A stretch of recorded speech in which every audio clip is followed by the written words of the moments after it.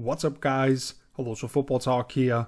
We have made it. The 2023 NFL Draft is just days away, and after grinding away at film of over 300 prospects and putting out extensive scouting reports over on my page, hellosofootballtalk.com, which is linked down below for you people to check out after this if you like, I'm once again trying to do the impossible exercise of predicting what will actually happen on Thursday during the first round of the draft. However, I also didn't want to forget about the 5 fan bases of teams that don't currently own picks on day 1, and based on a few mock drafts I did personally, along with looking through consensus boards, linked into prospects that make sense. I've added timestamps for every single pick down below, by the way, if you just want to see what I have your team doing. And just to make it clear, this is me predicting what I believe will happen, rather than who I would pick, even though there are some names swirling around that I just didn't feel comfortable putting in the first round. I really don't want to waste too much time here, so I can give comprehensive analysis for all the 37 or 38 selections I end up making. Just one more quick reminder to consider subscribing to the channel and hitting the thumbs up if you do enjoy the show, and feel free to check out my personal big board over on my page. But now let's dive straight in with pick number 1 and the Carolina Panthers. As crazy as this pre-draft process has been, I've never wavered on the idea of Bryce Young, the quarterback from Alabama, going first overall, and he's not the overwhelming favorite at minus 1400 on the betting market, which tells us it's basically a done deal. Yes, he's a historic outlier at 5'10", around 190 pounds in terms of actual playing weight, but he'll end up being the QB1 on most team sports because he sees the field extremely well and is willing to stand in the face of pressure to deliver big time throws, along with the special playmaking skills out of structure that he provides. By trading away DJ Moore in order to acquire this pick, the Panthers receiving corps leaves things to be desired, but they have built a strong young offensive line and could have one of the top defenses in the league under Giro Evero, similar to the surrounding pieces that Bryce had at Bama. With the strong staff that Frank Reich has built in Carolina, I think that they could be ready to go and compete in the wide open NFC South. And this is where the chaos or fun really starts. It does seem somewhat like the Texans are trying to set up some kind of scenario for themselves, with all the information coming out of Houston recently, how they may not love this quarterback class, especially after Bryce, and that they might go with a top tier edge rusher at this spot. But I just don't see how you can stick and pick a non-quarterback here. So instead, I have the Raiders actually moving up from 7th overall in exchange for picks 70 and 141, along with 2nd and 3rd rounder next year, in order to secure their franchise signal caller in CJ Stroud, the quarterback out of Ohio State. Josh McDaniels did reunite with Jimmy Garoppolo in Vegas, and I could see him starting early on, but Stroud's ability to play from within the pocket and deliver strikes off the heavy play action game, as well as operating in the spread out passing attack, will be very intriguing to him. General manager Dave Seal and company have already kind of gone all in with the moves that they made last offseason, and now they're swapping Derek Carr for somebody in a rookie contract to be able to keep most of the roster intact. Siegel's comments about their outlook at the position and how they don't really take the results of the S2 test into account after people have started making a huge deal out of Stroud's poor performance sealed the deal for me. This gets us to number 3 overall. And if there's one team in this draft that we pretty much know for certain wants to trade out of the pick, it's the Cardinals. They have done their part of trying to sell the idea that they've received multiple calls, but we also will have to sell for a small offer, which in this case I have them switching one spot with the Indianapolis Colts, who have been linked to number 1 when the Bears still owned that pick, and for the slight move up in order to secure their quarterback in Anthony Richardson from Florida. In this case, they give up pick 79 and one of the 4th rounders. The Colts have desperately been trying to find an answer at that spot, with several veterans putting their careers to rest in Indy, so it's time to go the exact opposite route and grab the most talented signal caller in this class. Richardson is obviously an insane athlete for the position, and should have immediate success in a rushing offense that looks very similar to what Shane Steichen ran in Philadelphia, but he's also not nearly as raw a passer as the media makes him out to be. Richardson wants to play the position from within structure, and his manipulation of key defenders, along with the pocket navigation you simply can't teach, make me believe he could end up being the diamond of this draft. So after moving back one spot, the Cardinals still get the choice of non-quarterbacks, and they need help on defense in a major way, on the front and back end. However, with the retirement of J.J. Watt and not being able to re-sign Zach Allen, that's why I think they need to attack, and even though new general manager Monty Austinford probably doesn't have the same weird obsession Steve Keim had and put on display every year of wanting these hybrid defenders with unique skill sets, I believe Tyree Wilson, the edge defender out of Texas Tech, is well worthy of that selection. He's not as far along technically as Alabama's Will Anderson Jr., but the way this kid can move at 6'6", 275 pounds is pretty nuts. He packs insane natural power to discard blockers and create issues in the run game, but his pressure to pass rush rate of 19.2% last season, even though it did come against Big 12 competition, was actually superior to everybody else currently projected to go in the first round. So he's my choice here. And speaking of Will Anderson, I don't believe the Seahawks looked at this as a real possibility a couple of months ago still, but with the hype around the quarterback class and Wilson reportedly climbing up boards, this is how I could see things shaken out, unless the Texans are legitimately locked into the Alabama superstar at number 2 overall. If he does make it here, I have a tough time seeing John Schneider, Pete Carroll and company passing up one of the great cornerstone players in this draft, looking at how hard Anderson works on his game to set a physical edge against the run, and his ability to convert speed to power to condense the corner in the pass game. Seattle has invested several high draft picks into the position, but this guy will set the table for that unit and become the leader for them early on already, while Uchenna Nwosu slides back into a more fitting role as the Robin to Anderson's Batman. Next up we got the Detroit Lions at number 6, and this seems like the chalk pick at this point. Look at all the mock drafts out there, but one I've had in mind for months now. When Detroit signed cornerbacks Emmanuel Mosley and Cam Sutton for agency, I considered going a different route here for a bit, but once they decided to trade away former number 3 overall pick Jeffrey Okudah to Atlanta, this became a lock for me. The one Witherspoon, the cornerback out of Illinois, maybe half an inch short of the 6-foot mark and just over 180 pounds, but he plays like nobody's ever told him that. His junkyard dog mentality will fit perfectly with the culture that Dan Campbell has built in the Motor City, but this guy's elite coverage skills on top of that, whether it's the lightning quick ability to click and close, the recovery burst to make up for being a little too aggressive at jumping routes at times, and how great is at attacking the catch point. He can be the number 1 corner, defensive coordinator Aaron Glenn needs to make a more man-heavy scheme work if he wants to get back to his roots. The Texans are finally on the board 7th overall, and after all of this, with the noise around passing on a quarterback and going with Anderson Jr. or Tyree Wilson 2nd overall, they do drop down to the number 7 slot, and both those edge guys are off the board. However, one of the big 4 signal callers is still available, and listening to reports out there, he may actually be the QB2 anyway. Will Levis, the quarterback from Kentucky, who has received a lot of hate during his pre-draft process, and while I understand some of the frustration around lazy footwork at times and some of the immature decision making on the field as well as in choice of the stuff that he likes to eat, he comes very much in the mold of the prototype that the NFL has typically looked for: a big frame, strong arm, incredible toughness, and leadership qualities. Even though this is a little high for my taste, if you go back to the 2021 tape, when Levis was totally healthy, some of the big time throws he delivers, and what he added as a run on top of it, makes me understand why you would want to invest a first round pick into him. We have now arrived at the 8th overall pick, and my number 1 overall prospect is still on the board. Obviously the reason that Jalen Carter, the interior defensive lineman out of Georgia, would be available at this point has nothing to do with what we saw on the field, even though some analysts out there are looking for engagement by saying he didn't always play hard. If the Falcons feel comfortable with the kid off the field, they wouldn't be able to let the nearby product slip by them. Carter is a special athlete on the interior D-line with insane flexibility and twitch for the position, but also the brute strength to control and jet offensive linemen at will. Atlanta has been desperately looking to upgrade the pass rush that has recorded 23 fewer sacks than any other team in the league over this past 2 seasons, and they haven't been able to put any real impact players along the D-line with Grady Jarrett. Carter has a chance to be a superstar for them, and he has those Brick brothers next to him now in Jarrett and recently signed Calais Campbell. Number 9, the Chicago Bears. General Manager Ryan Poles has already done everything he could to set the table for a very strong draft by acquiring additional draft assets and DJ Moore when he moved on 8 spots with the Panthers.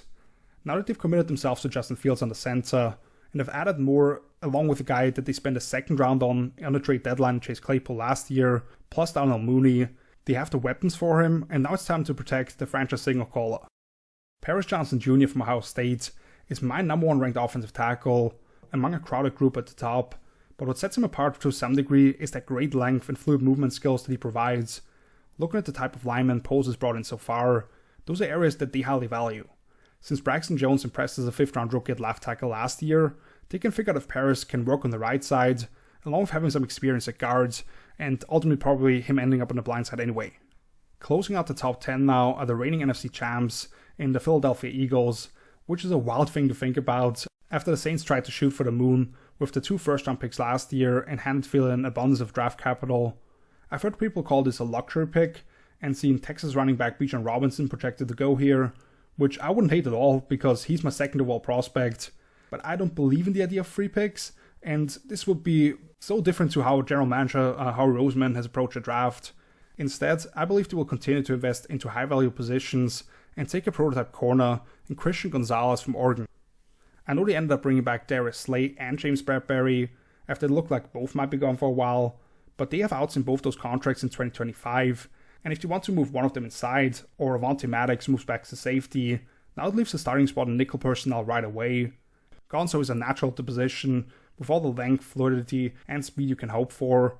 Now you need to get that dog out of him, and I think Darius Slay is the right guy to do it. Just outside the top 10, with the Tennessee Titans, and this is another pick that is very much in line with what you see out there in mock drafts. To me, the move for the Titans all along with either Ohio State's Paris Johnson Jr. or the guy I have them going with in Georgia's Broderick Jones. Johnson is off the board in this scenario, and Jones' violent mindset may be something that the coaching staff falls in love with more so anyway. Cutting bait with the often injured Taylor Lewan, now you add this guy to the mix, as you see what Nicolas Petit-Frere can develop into in year 2, and or if you can revive the career of another former first-round pick in Andre Dillard, who they signed as a free agent this year. Jones is the superior option to both of them, but because his punch timing and weight distribution do still need some work, I could also see Tennessee plug him inside at guard for year 1, if that gives them the best starting 5 in hopes of getting back to playing more smash-mouth football on offense to complement a defense that is capable of playing at a very high level still, if healthy at least. Number 12, and with their second selection now, after trading down and still getting the quarterback of the future, the Texans do ultimately go edge rusher here, and get somebody who may not be nearly as far along as Nick Bosa, who DeMeco Ryans had in San Francisco, but can also put offensive tackles on skates, and is foaming at the mouth when ready to come off the ball. The fact that Lucas Van Ness from Iowa never actually started a game for the Hawkeyes due to the way that they respect the seniors is well known at this point, but he was still clearly the most talented and dominant player along that front. He can be a top tier run stopper day 1, capable of locking out guards when needed, but also exploding into pullers.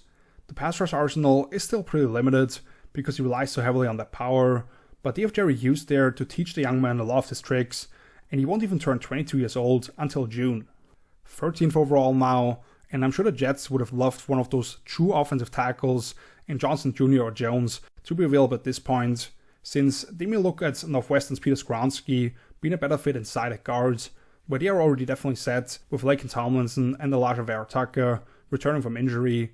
However, if Mekhi Becton is finally in the best shape of his life, as we constantly hear, and can return to the form that he showed as a rookie, right tackle is the most important spot to secure anyway. That's where Donnell Wright, the offensive tackle out of Tennessee, comes into play, who has played that spot at by far the highest level of anybody in this draft. He's so naturally powerful, and in a system that doesn't constantly throw RPOs, or one side of the field is basically dead, we should see that shine even more. Most importantly, however, his track record against the top-level SEC edge rushers like Alabama's Will Anderson Jr. and LSU's B.J. Ojolari is outstanding, and he should be ready to be an excellent pass protector from day 1. The New England Patriots are now up at number 14, and continuing a run on offensive linemen, Bill Belichick and company are probably salivating over the fact that arguably the best overall player along the front 5 in this class has fallen to them here in Peter Skoronski from Northwestern. If they want to move Trent Brown back to right tackle, they've shown that they're comfortable with guys having shorter arms on the blind side after they drafted Isaiah Wynn 4 years ago, who is still currently on the open market. With his football IQ, Skoronski can probably move to the right side, and if you feel like you can get the most out of him on the interior, Michael Onwenu is on the final year of his contract, and even potential out in David Andrews' deal next offseason as well. Skoronski's ability to play with leverage, how proficient he is with latching his hands in the run game, and the way that he reads pass rushes make him a plug-and-play starter at multiple spots right away. It's been a while, so let's make another trade happen. This is a much smaller move, but I have the Pittsburgh Steelers moving up a couple of spots with the Green Bay Packers in exchange for a pick swap, 80th for 170th, in order to secure a guy that they've been linked to from the very start of this process. Just the story of carrying on the legacy of Joey Porter Sr. is a really cool deal, but his son is one hell of a player himself, and an infusion of young talent into the secondary that Pittsburgh absolutely needs. They did lock up a 1-1 deal basically with veteran cornerback Patrick Peterson, but by losing Cam Sutton in free agency and potentially wanting to move Levi Wallace into the slot, they have no other promising young corners on that roster. Porter's insane length will be a great fit for the Steelers' zone-based scheme that relies on squeezing on passing windows, plus he has the potential to give them some more flexibility to play press man against boundary receivers along with safety clouding deep. The Washington Commanders, now sitting here at 16th overall, was a big reason I decided to project the Steelers moving up a couple of spots, because I would be worried Ron Rivera would snipe Porter Jr. from them, considering they have a bunch of young corners that haven't really been able to establish themselves in the league yet. So I have them going after the position anyway, and get a guy from their own backyard. Looking at the nearby Terps, Deonte Banks, the cornerback from Maryland, has been a major riser in this pre-draft process, as more people got to his tape, along with the elite numbers that he put up at the Combine, a 4.35 in the 40, a 42-inch vert, and an 11.4 broad jump. He loves to crowd receivers at the line of scrimmage and press, but also displays excellent feel as a zone defender, with room to improve his ability to locate and attack the ball in the air. I would not be shocked if he ended up going in front of Porter either. Next up we've got the Packers, and I'm sure a lot of people in Wisconsin would like their team to go with a skill position player here, and it would be pretty fun if they did, with the Aaron Rodgers trade imminent. Notre Dame tight end Michael Mayer was certainly a consideration for me here. However, looking at how the organizations approach the draft, I just believe they'll continue to invest into the trenches, and defensively, that's a more glaring area that they could use some fresh blood. Miles Murphy, the edge defender out of Clemson, is the type of explosive, strong athlete that they value on the edge, in the mold of another guy that they targeted 12th overall in 2019 with Rashawn Gary. With that guy coming off a torn ACL and entering his 50 option, along with having a potential out in Preston Smith's contract next year, I think this makes a lot of sense.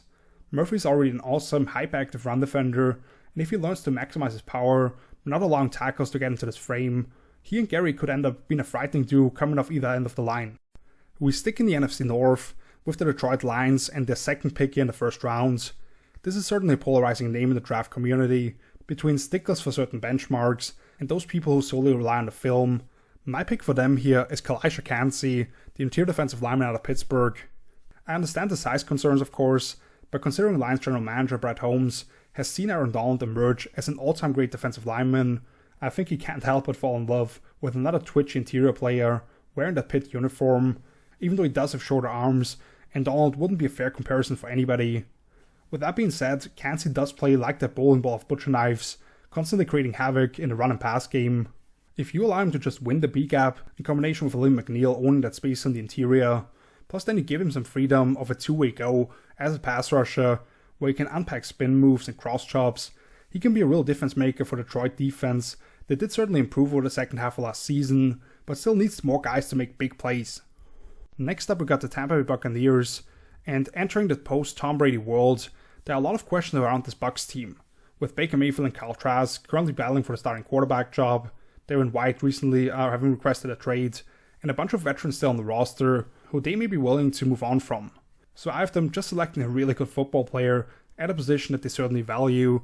Nolan Smith, the edge defender out of Georgia, blew up the combine when he ran a 4.39 at 238 pounds, and I could see him going anywhere from pick 8 on, really.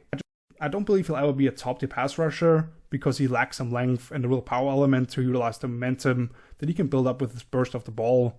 But he's a hard-nosed run defender, can be an asset dropping into coverage, and will be a great leader for an organization that is somewhat in transition here. With Shaq Barrett tearing his Achilles midway through last season, they need Smith to emerge as a starter right away. This brings us to another team that makes a second selection here in the first round, the Seattle Seahawks, and unless they're hell-bent on taking out a corner here, which they have some ammo to move up a few spots if necessary, this is kind of a dream scenario for them. They already have Will Anderson in the bag, and now they get the number 3 receiver that they've been looking to find alongside DK Metcalf and Tyler Lockett. Jackson Smith-Njigba out of Ohio State has emerged as the favorite for wide receiver 1, after some anonymous reports got people off him for no legitimate reason a couple of months ago. He doesn't have the long speed to be a consistent threat to the deep levels of the field, but his ability to manipulate defenders as a route runner, the quickness in his cuts, the way he instantly gets upfield, and that extra gear he can access once the ball is in his hands are all special. In Seattle, he can primarily operate out of the slots, and you get some inside-out versatility, swapping him and Lockett at times. This could be an explosive offense orchestrated by Geno Smith. Pick 21 now with the LA Chargers. I knew that I was going to go offense here, and the question really was between 3 skill position players, Texas running back Bijan Robinson, Boston College wide receiver Zay Flowers, and the guy I ultimately settled on, Utah tight end Dalton Kincaid. What made the difference for me here is putting myself in the mindset of the Chargers organization and the thought of having to face Travis Kelce twice a year. I wouldn't go so far as to compare the two at this stage, of course, but Kincaid has a lot of similar qualities, in terms of the loose hips to cleanly get in and out of transitions, the ability to find open space, how there's no delay becoming a ball carrier, and always seems to get more after the catch than he should because he dips away from contact, along with the willingness to go through people in his way as well. While he may need to add a few pounds, this could be a deluxe version of Dalton Schultz for new offensive coordinator Kellen Moore. Next up we got the Baltimore Ravens, and this is a connection I've made all along, and I just mentioned him. Zay Flowers, the wide receiver out of Boston College, could be exactly what this newly led Todd Monken passing attack still needs. Of course, the whole Lamar Jackson situation still needs to be figured out, but you add this kid to Rashad Bateman, Odell Beckham Jr., and Mark Andrews, time to let it rip, baby. I really believe Zay is the most complete receiver in his class, not in terms of having great size, but he can play inside and out, he can win on all three levels, he can run by safeties down the field and show great concentration tracking the deep ball, but also take a shallow crosser all the way to the opposite sideline and run away from the pursuit. He constantly cleared out space by pushing vertically at BC, but he's also an electric mover with the ball in his hands. I absolutely love the idea of how he can help take this aerial attack to a new level. Pick 23, and we have another trade. The third name from the trio that I mentioned a minute ago is still available, and guess who's still looking for a game changer at the running back position? I have the Buffalo Bills moving up 4 spots with the Vikings in exchange for the 4th round pick, and taking Bijan Robinson, the running back from Texas. They did invest a 2nd round pick in James Cook last year, but I don't think that withholds you from getting a true star here, especially after letting the 2 backs that you had before him go. And the second year guy you have was at his best as a number 2 at Georgia anyway, where you could maximize those limited touches, while you can be in a lot more 21 pony personnel, because either one of those backs is totally comfortable of being split out wide as a receiver while the other one is in the backfield. Bijan can alter tempo and manipulate second level defenders with more of a gap scheme focus in Buffalo. He can create magic when nothing's there, and he's such a natural pass catcher. Especially with Josh Allen saying a couple of days ago how he's getting older and may need to adapt his playing style. This is the time to make a move like this. Take pressure off him as the primary ball carrier, and get somebody who can make more of those checkdowns that Josh is willing to take now than what Devin Singletary was able to do. That brings us to the Jaguars at 24, and we get to another very popular pick in mock drafts, which has me more and more concerned about how many of these selections will actually materialize. But I think Brian Branch, the safety / nickelback from Alabama, would be a great fit for Jacksonville. I could see him ultimately slip out of the 1st round if the NFL largely sees him as a pure nickel, but that's exactly where the Jags could use the biggest upgrade. Their defense was significantly better when they could use Darius Williams outside, and while they have a couple of combo safeties capable of dropping down into the slot, Branch will give them a lot more flexibility in the back end. There's no wasted movement with the way that Branch anticipates and redirects against breaks. He shows plus awareness for route patterns as a zone defender, he's got great timing and wiggle as a blitzer, and he's an elite tackler, missing only 4 of 176 career attempts. That's just 2.3%. If they don't put him on an island consistently, where his deep speed can be tested, he should be one heck of an addition for that unit. This brings us to pick 25 and the final trade of this mock draft.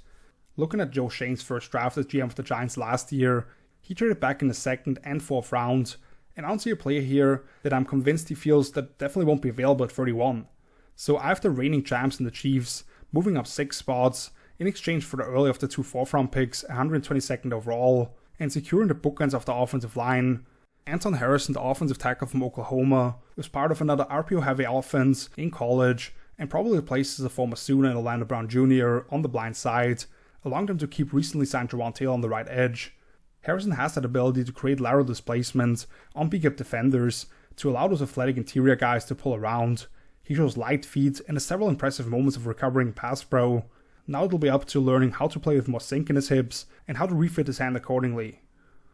The Dallas Cowboys are up next at 26, and I could have easily gone defensive line here for them, since that's an area that they are looking to invest to early on every year it seems like, and they'll be looking for a shade nose tackle sometime on day 2 for sure, considering that's the most important piece to add if they want to compete for the NFC with the Eagles and 49ers, but I don't see Jerry Jones and company pass up on a player at a position of need from one of the big time programs. Michael Mayer from Notre Dame has been the best tight end in the country, not named Brock Bowers, who might be a top 10 pick next year out of Georgia.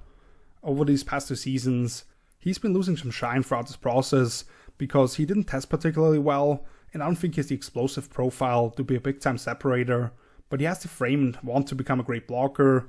Even if he doesn't actually break free, He constantly comes up with catches through contact, and he becomes a locomotive with the ball in his hands. They may be okay with Jake Ferguson replacing Dalton Schultz, but they ran a bunch of 12 personnel under the old offensive coordinator anyway, because that was the most effective set, and I would expect that to be a part of the plans if they get the right guys in there. After trading back 4 spots, I have the Vikings still getting a player that could be very productive for them next to Justin Jefferson. Jordan Addison, the wide receiver out of USC, is held in high regards by people who really study and understand the wide receiver position, because right now he's the best pure route runner in this class. His player profile changed quite a bit, since he was mostly looked at as this multifaceted weapon at Pitt, who they funnel touches towards. However, I think it's actually encouraging to see him win without having the fabricated workloads, but rather being able to get open within the structure of the passing attack. Running a 4.49 at just 173 pounds was right underwhelming at the combine, but he gets up to the top speed quickly and doesn't lose much of it as he works in trigger steps and head nods to get defenders turned the wrong way. You combine that with a 49% career contested catch rate, and I believe he can be an exceptional number 2 to Jefferson. The Cincinnati Bengals are up at 28th overall, and this group could be in the market for a right tackle, considering Lyle Collins most likely won't be available early in the year, and the displeasure Jonah Williams has expressed with the franchise. However, unless they feel like Ohio State's DeJuan Jones, in combination with Orlando Brown Jr. now on the left side, would widen the corners so much for edge rushers that it doesn't even matter that they aren't the lightest of foot, that's not a direction I see them go in this class. Instead, I have them looking at the defensive line, and another player with inside-out versatility, Adetomiwa Adebawori, out of Northwestern, actually played a lot more 6 technique, strong side defensive end in the Wildcats 4-down front in 2021, before splitting time pretty evenly between that role and 3 technique last year. He has the strength to stack and shed solo blockers with 34-inch arms, despite only being 6'2", but his get-off and ability to corner his rushes has become so much better, plus the quick twitch and flexibility this guy has makes him a nightmare to take over on stunts, which defensive coordinator Lou Anarumo loves to run. I had Clemson's Brian Brzee here first, and it's sort of a toss-up, but considering Adebawori tested slightly better across the board than last year's first overall pick Juwan Walker, despite packing an extra 10 pounds, I just don't see him falling out of the first round. Another fit that I've really liked since I got to his tape in preparation of the Senior Bowl is Keon White, the edge defender out of Georgia Tech, going to the Saints here 29th overall.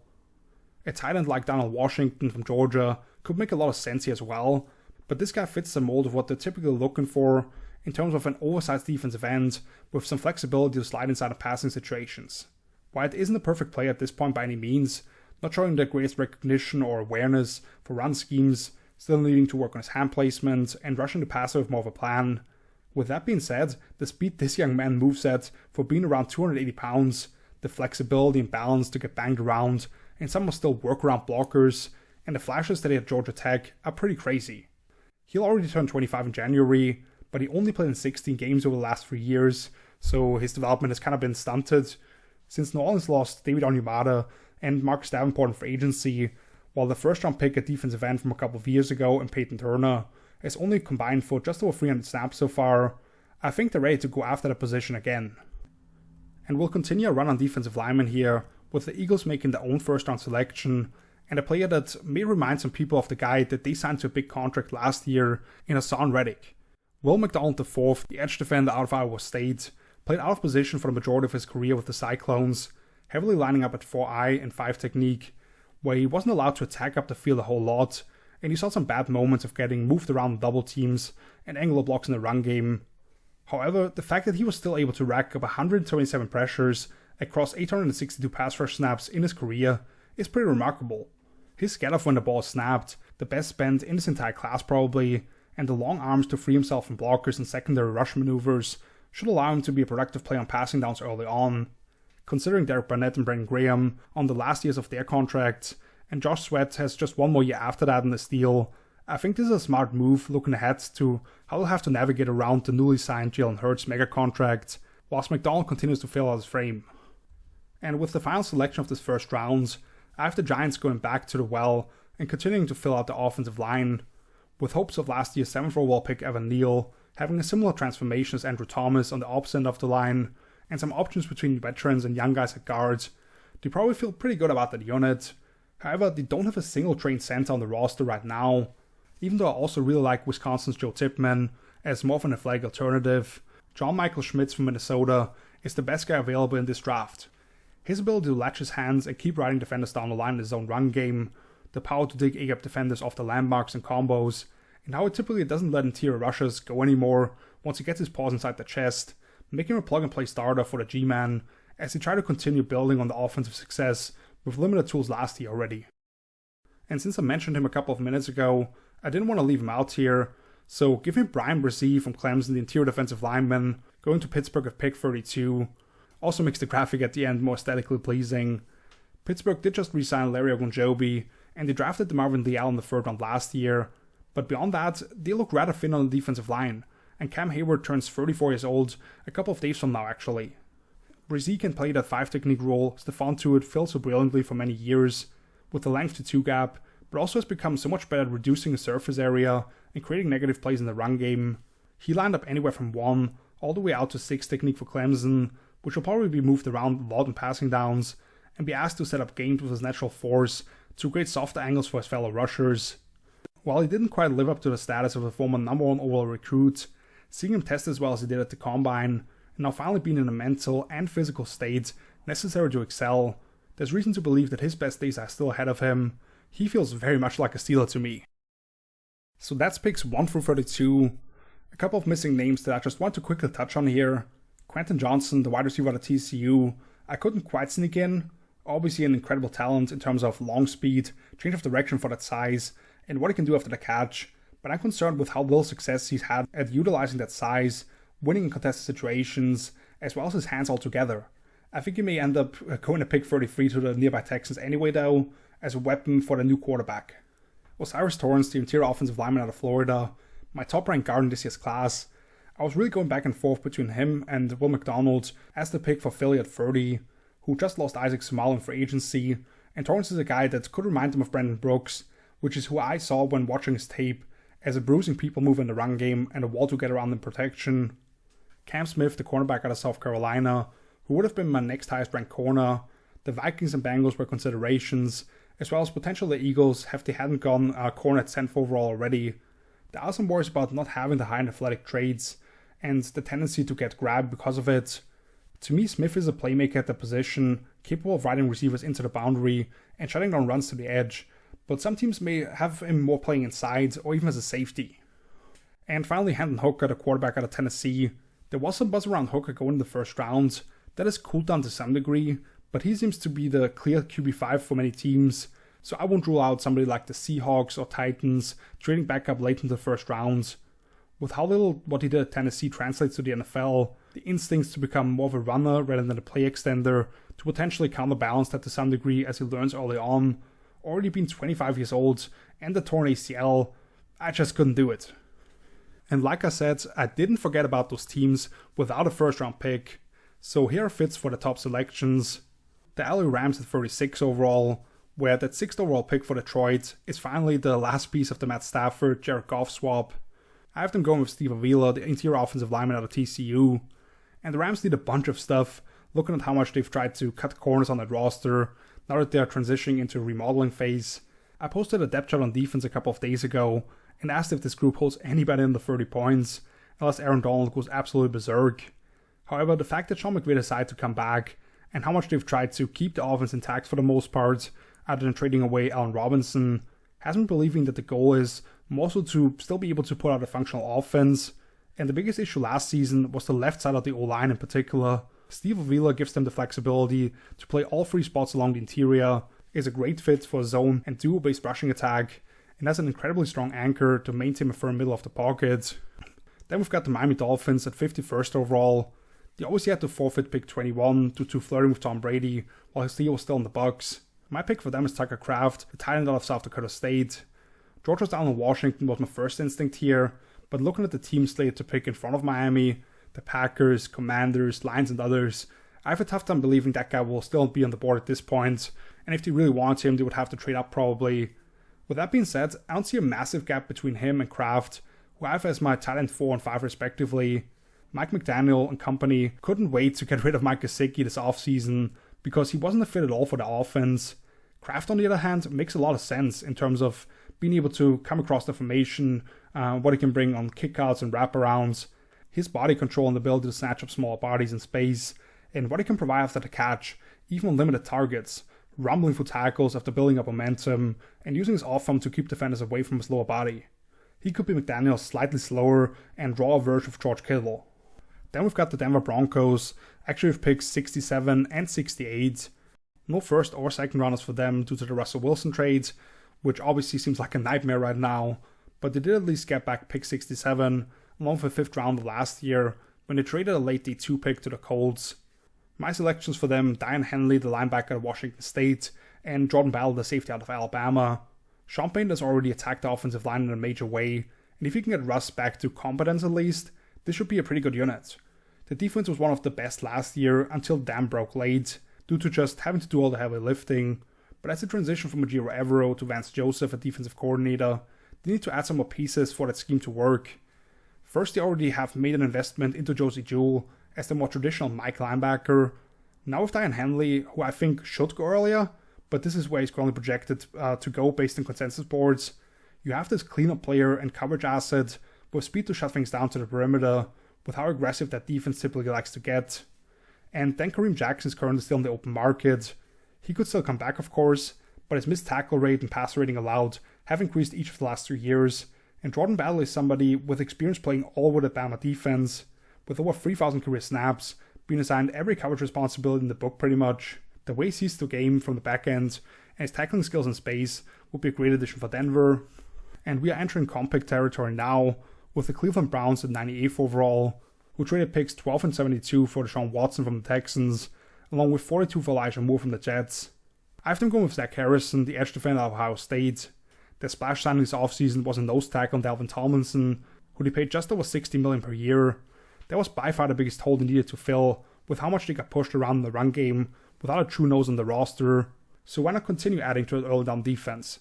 Zach Harrison has insanely long arms, with an 87-inch wingspan, which allows him to lock out and keep vision in the backfield as a base defensive end.